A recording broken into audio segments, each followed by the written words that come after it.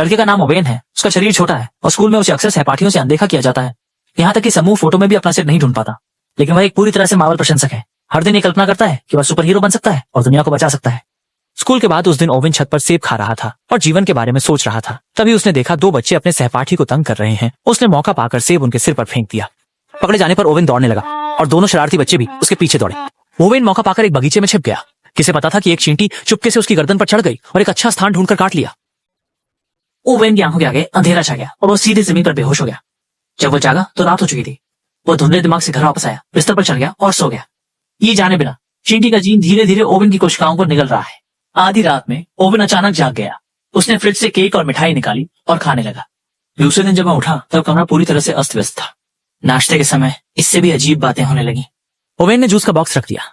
मेरा केवल बीज ऐसे जैसे वो भाई भाई हो। उसकी हाथ से चिपक गया, परंतु उसके पिता आसानी से निकाल सके। जब उसने कांच का गिलास उठाने की कोशिश की, गिलास तुरंत टूट गया। हैरान पिता ने उसे बताया, अब से कांच के गिलास सिर्फ घरेलू ही चुने। कक्षा का समय होने ही वाला था। ओवेन तेजी से स्कूल भागा। जैसे ही उसने कक्षा का दरवाजा खींचा, बगल के छात्र के चेहरे पर पूरी तरह से उलझन थी। खेल की कक्षा में शिक्षक सभी को नजदीकी आत्मरक्षा सिखा रहे थे और इसके लिए छोटे कद के ओवेन को उदाहरण के लिए चुना।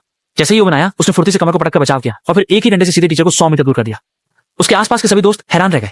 हालात बिगड़ते देख ओवेन वहां से भाग गया। स्कूल खत्म होने के बाद वही मार्वल फैन साथी छात्र केट ने उसे बुलाया। उसने ओवेन की हड्डियों की संरचना को अद्वितीय देखते हुए कहा कि वह भविष्य में असाधारण बनेगा। इसलिए उसने ओवेन से कहा कि उसका और सुपरमैन का अंतर सिर्फ एक पोशाक का है। कैट को विभिन्न सुपर हीरो के कौशल का अच्छी तरह अध्ययन है और उसके पास बेहतरीन हस्तकला क्षमता है। कैट ने उसके लिए एक सुपर कूल पोशाक बनाने का निश्चय